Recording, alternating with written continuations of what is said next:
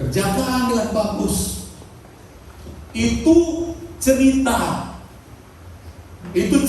Tuhan Yesus untuk memberikan satu pengajaran supaya kita mau melakukan sesuatu yang baik yang diperintahkan.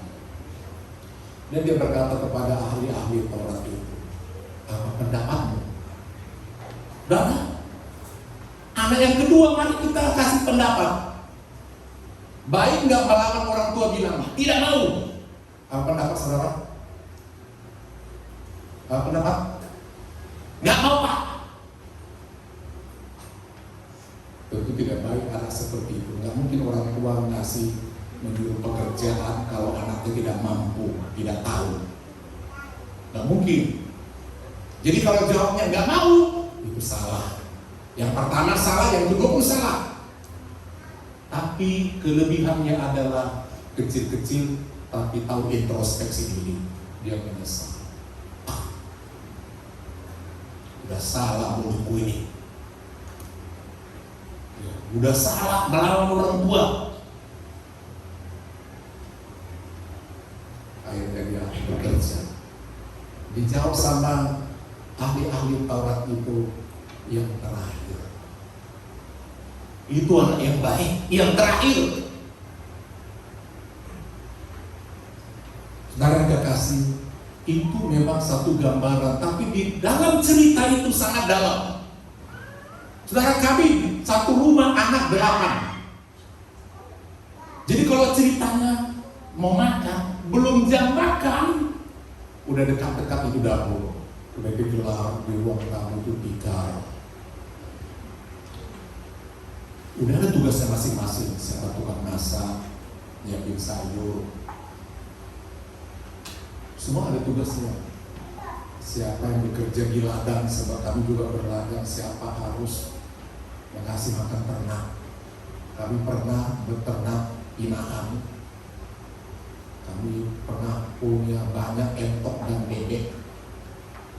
Dan terakhir yang Bapak Gembala ingat, pelihara burung puyuh itu mesti dijual door to door. Udah buat paketnya. Jadi kalau makan itu, waduh, namanya 8 orang untuk berbagi sayur satu kuali. Itu pasti habis. Nasi cukup besar. Dari sendok itu 8, itu belum lebih diletakkan lauknya masing-masing. Tangan ini udah main, termasuk Bapak Gembala anak. Belum ada lauk, udah ambil nasi itu, out. Saking lapar. Di anak sekarang 2 anak, 3 pembantu tak cukup. Ya, mau suruh makan, dibawa keliling, tak makan. Makanan ada, semua urusin tas sekolah ada, urusan antar ada, tapi 2 ini minta ampun. Apalagi kalau 1 anak, lebih susah lagi mewujudnya ya. Amin Bapak Ibu. Jadi lebih enak sedikit anak atau banyak anak? Banyak. Ini fakta. Sebab firman Tuhan katakan beranak cuculah dan bertambah. Sekarang ini anak bertambah sedikit, takut. Padahal firman Tuhan bertambah banyaklah. Pada melanggar firman Tuhan, takut kasih makan. Sebenarnya kalau sedikit anak susah kasih makan, sebab saingannya cuma 2, pasti manja. Kalau 1 lagi dimanja, bertingkah. Kalau nggak dikasih ini nggak mau nak, kalau nggak ini nggak mau pak. Tapi kalau 8, wah sebagian bukan nggak kebagian aku. Dan semua kami sehat, dan semua kuliah. Sekarang itulah pertanyaan daripada Tuhan Yesus. Apa pendapatmu? Lumayan ada makna dalam hal itu sekarang. Arti daripada Bapa orang tua itu adalah Bapa di surga. Mempunyai 2 jenis anak sifatnya secara umum. Tentu banyak sifat yang lain. Sifat jemaat kita orang Kristen nomor 1 memang pintar mengatakan iya. Tapi kita nggak mau melakukan itu. Seringkali kita mengatakan iya Tuhan, ku jawab iya, iya, iya. Aku mau kerja buat Tuhan, aku mau melakukan ini Tuhan, dan lain sebagainya.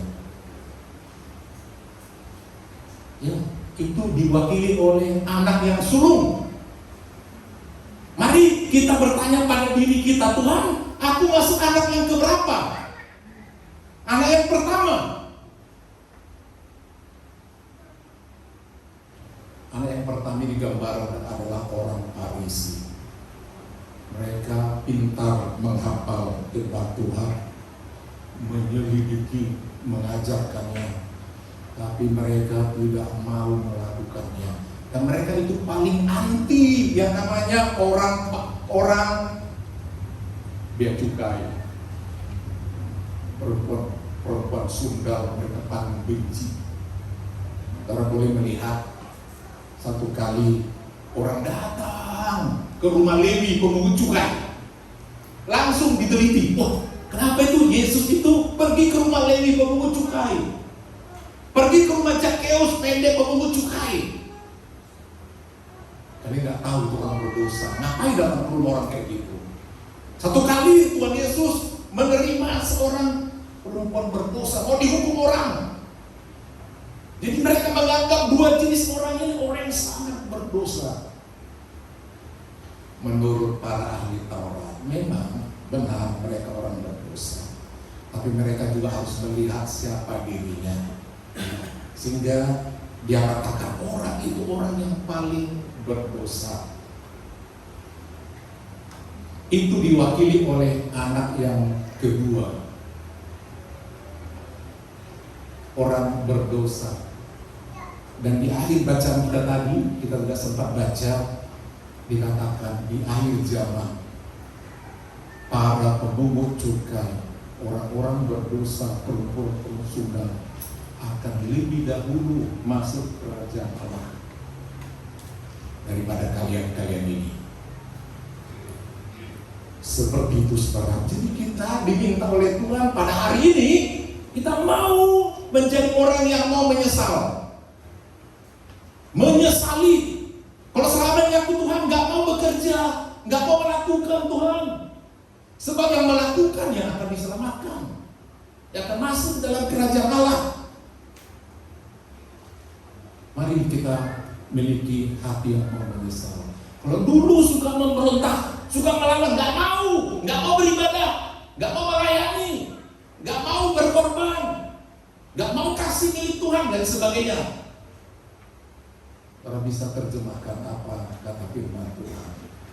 Saudara yang ingin mengetahui, mari katakan, sehingga Bapa kita di surga, kita tidak menjadi anak yang pertama suka melawan. Tidak Bapa, aku menjawab, suka akulah mengerjakan pekerjaanku. Kita mau menjadi yang kedua, kita mau menyesal. Amin. Bapak Ibu mulai belajar. Halo. Itu sebabnya Tuhan Yesus katakan nanti orang-orang yang menyesal itu yang lebih dahulu, dia yang terakhir itu sekarang kalian ejek. Nanti orang itu duluan memasuki pintu kerajaan surga, dan kalian yang terakhir setelah kalian banyak ditegur. Tapi saudara, jangan hanya lihat sekarang pribadi. Sebabnya kita jangan cepat kali menghina orang. Kau kurang ajar, kau kelakuanmu begitu. Tapi dia bisa menyesal dan dia bisa diterima Tuhan daripada kita. Baik, pokoknya nggak baik. Jadi tokoh ayat itu gambaran daripada Tuhan Allah kita yang selalu memerintahkan kepada anaknya. Saudara, tokoh yang kedua adalah anak sulung, gambaran orang yang tahu firman Tuhan tapi tidak melakukan. Yang ketiga adalah tokoh yang melawan, bersalah namun dia menyesal, akhirnya dia mengiring Tuhan. Nah, ada pelajaran yang kita dapat dalam hal ini. Hal yang pertama adalah mari kita menjadi anak-anak Tuhan yang mau melakukan kehendak Tuhan. Dalam ibadah sektor, firman Tuhan disampaikan Matius 21, itu juga diceritakan dalam kisah yang lain. Ternyata saudara, Tuhan mau kita menjadi orang yang mau melakukan firman Tuhan, pelaku firman Tuhan.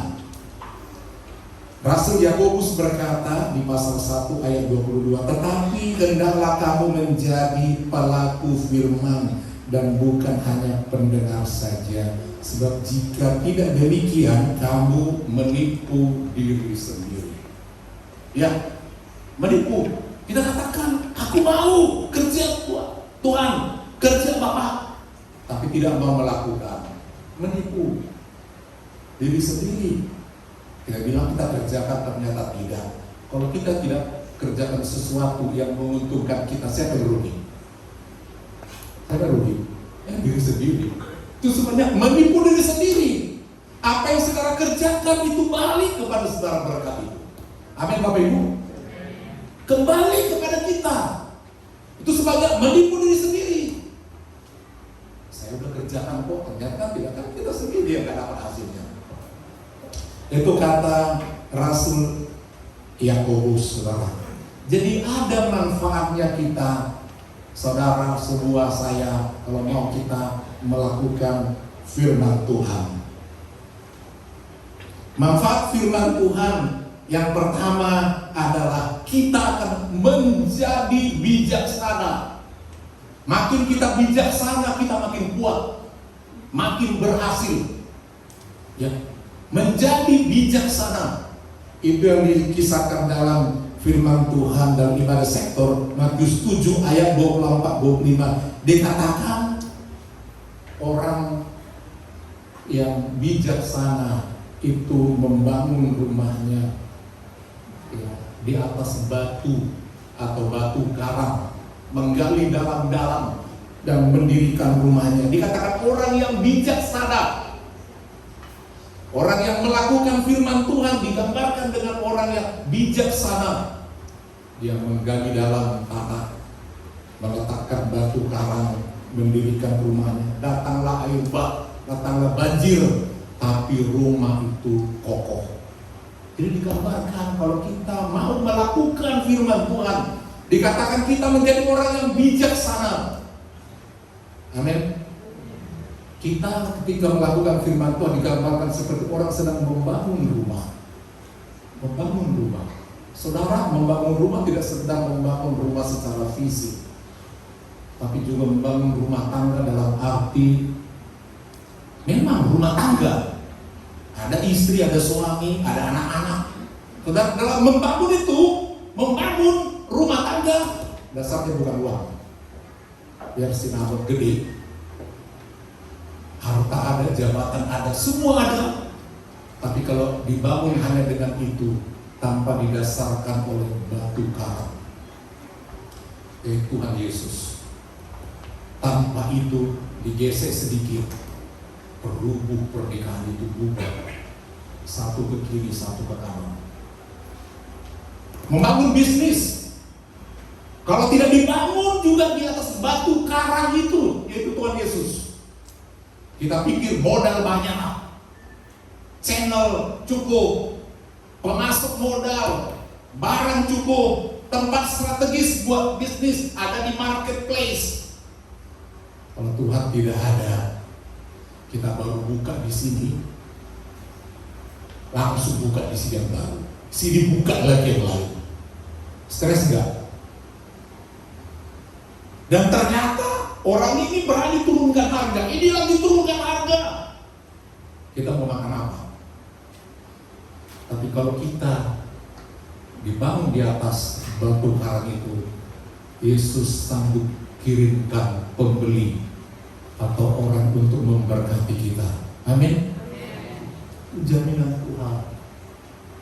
Ya, semua punya rezeki masing-masing. Kalau kita bersama Tuhan, bersama batu karang, membangun di atas batu karang. Tapi kalau tidak ada dasarnya kosong, datang saingan sedikit, kita langsung pasang, panggil orang pintar, pakai pelaris ini, taruh di laci ini, bangkai tokek, laris jualan ganti. Sebab tokek itu arwahnya bunyi, tokek, beli. Macam-macam, saudara. Tuhan tidak mau yang seperti itu. Jadi kalau kita mau melakukan firman Tuhan, kita disebut orang yang bijaksana, orang yang kuat. Karena semua kita akan mendapat pencobaan, menggoyang kehidupan kita, menggoyang rumah tangga kita. Amin. Ya kan? Selalu ada yang menggoyang kan? Ada nggak menggoyang kan? Ada kan? Bikin pertengkaran, bikin ini, bikin rugi ini. Tapi orang yang memiliki dasar yang kuat, rumahnya, bisnisnya, usahanya, anak-anaknya dibangun di atas batu karang yang teguh, pasti berhasil anak-anak saudara dan anak-anak saya. Amin. Amin. Itu saudara.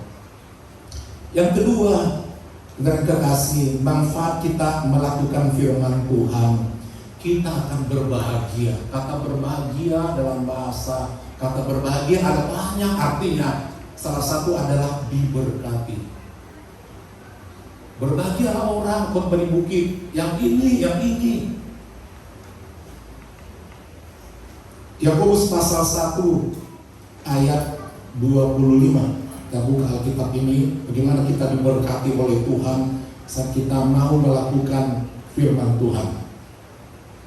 Yakobus pasal 1 ayat 25. Tetapi barang siapa meneliti hukum yang sempurna, yaitu firman Tuhan, yaitu hukum yang memerdekakan orang, dan ia bertekun di dalamnya, jadi bukan hanya mendengar untuk melupakannya, tetapi sungguh-sungguh melakukannya, ia akan berbahagia oleh perbuatannya. Hukum yang memerdekakan itu adalah firman Tuhan. Siapa yang mendengar dan melakukannya, dia akan berbahagia, kata Yakobus. Itu dalam terjemahan bahasa Indonesia yang disempurnakan. Dalam bahasa Indonesia sehari-hari, dia memilih kata yang berbeda, tapi maknanya sama saja dari sekian banyak sinonim dari kata berbahagia. Demikian teksnya dalam bahasa Indonesia sehari-hari.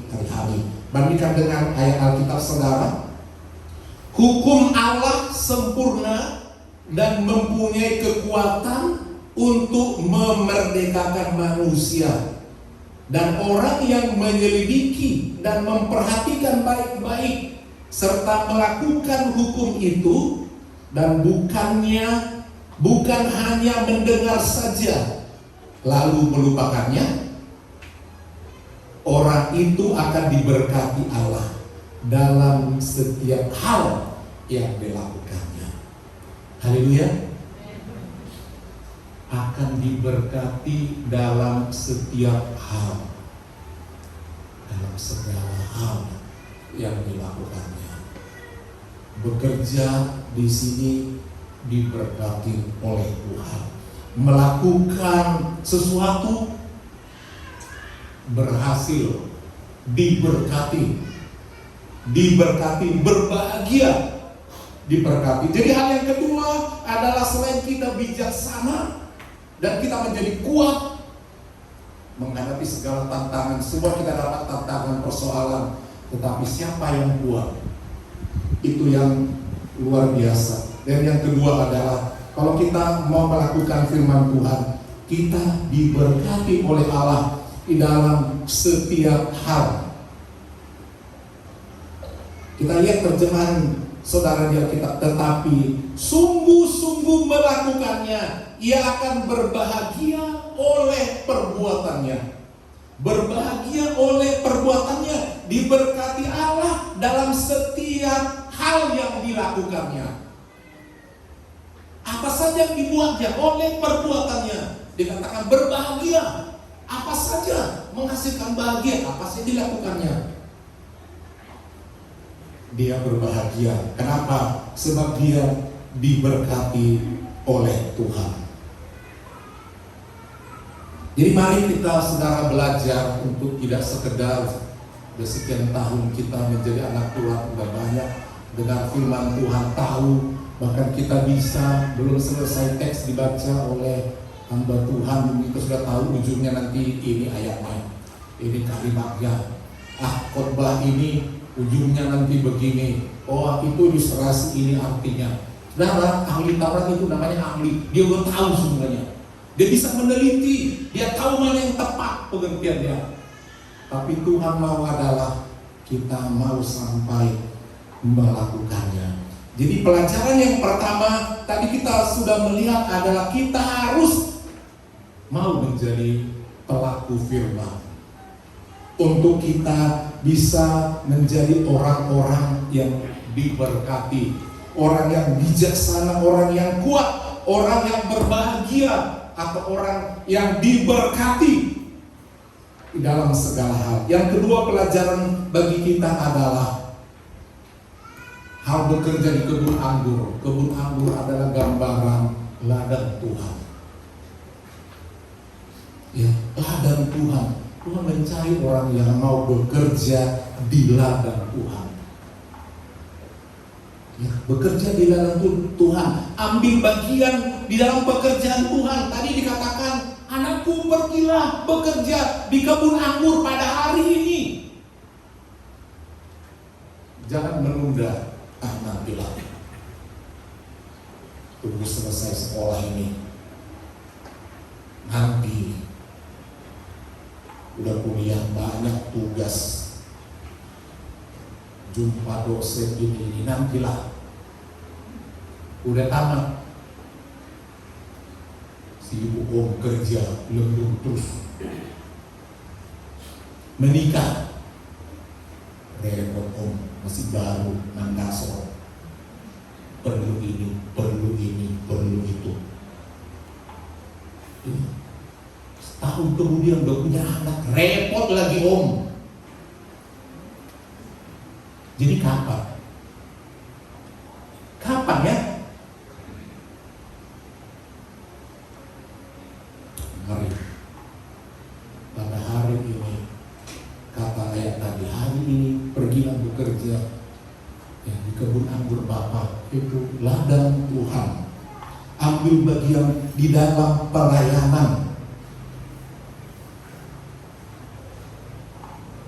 Lukas 10 ayat 2 berkata demikian, tuaian memang banyak, tetapi pekerja sedikit. Gak betul itu om, ada pekerja sedikit. Tetanggaku yang tadinya dia ojek online, mobil, udah jadi pendeta om.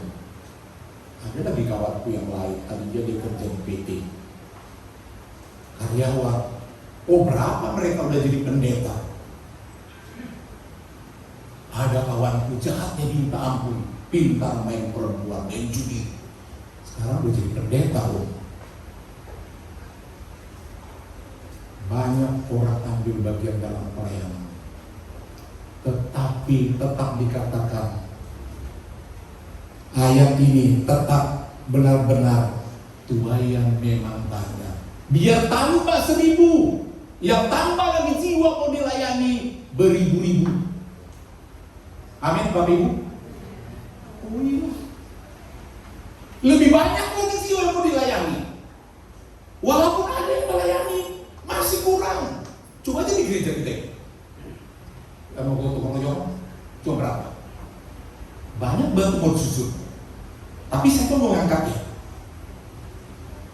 Banyak pekerjaan, tetapi siapa yang mau bekerja? Ya, baca. Bagaimana beberapa hari bergumul di pelakon gerejanya, burung gereja berpesta di dalam rumah dari sini, wah sampah.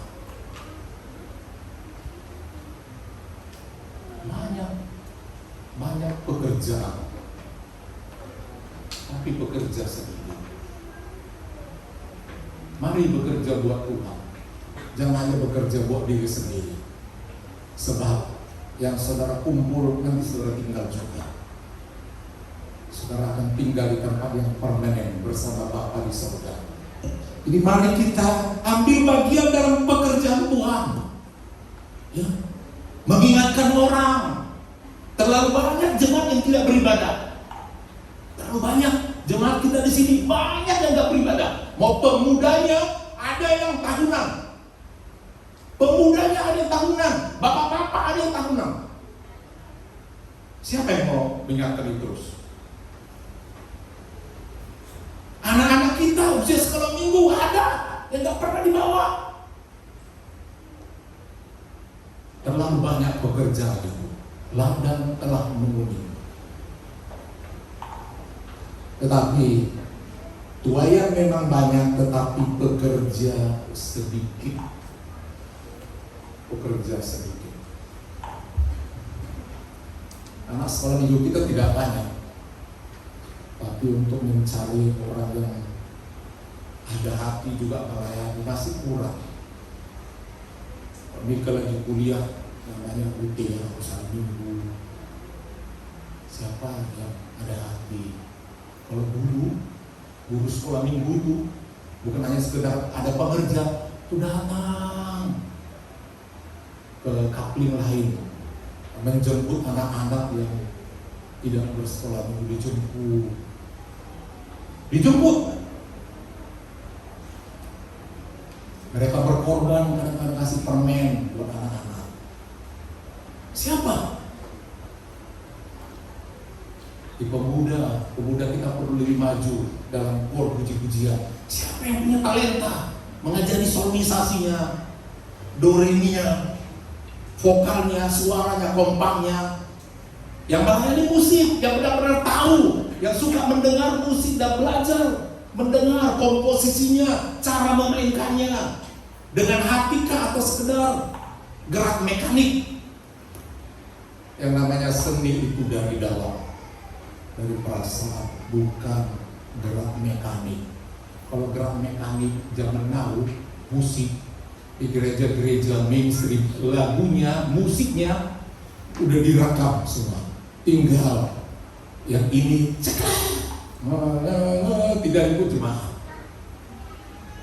Udah begitu, satu kali pergi dalam ibadah pernikahan nikah di Barus, masuk di gereja itu, ada pemain musik, tapi musik jangan dipencet sama operatornya.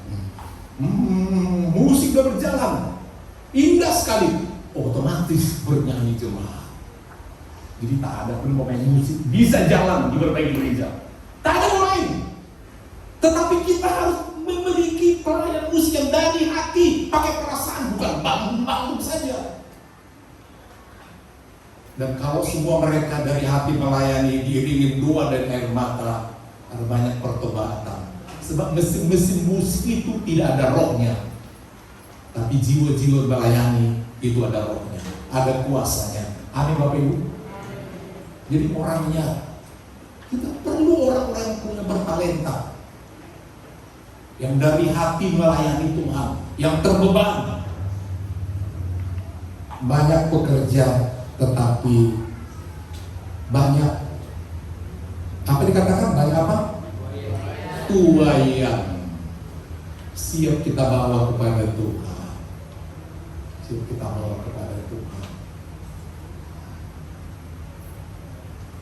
Dan yang terakhir pelajarannya adalah dikatakan, waktu ditanya apa pendapatmu tentang dua anak itu, jawab mereka benar. Yang terakhir, apa artinya kalimat itu? Nanti saudara terbukti yang terdahulu akan menjadi yang kemudian. Orang yang kita duga-duga, ternyata dia yang betul melayani Tuhan. Yang kita pikir hebat, ternyata tidak. Jadi saudara, belajarlah untuk taat kepada Tuhan. Amin. Jangan kita malu. Teman kita yang kita anggap tadi pelaku ini, mereka melayani Tuhan. Mari kita bangkit berdiri.